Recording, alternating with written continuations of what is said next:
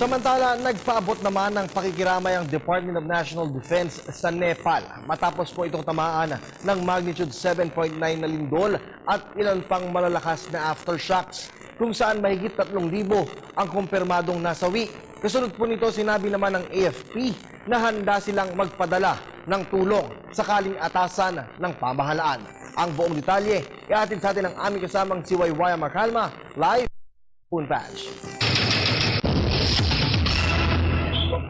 Kirby, matapos ang 7.8 magnitude alindol sa Nepal ay nagbigay ng simpatya ang Department of National Defense sa mga pamilyang nawalan ng mahal sa buhay.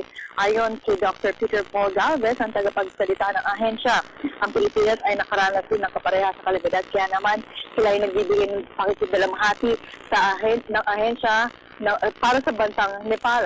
Kaya naman nagpahayag ang Armed Forces of the Philippines ng kanilang kahandaan sa pagbibigay ng tulong sa kanila.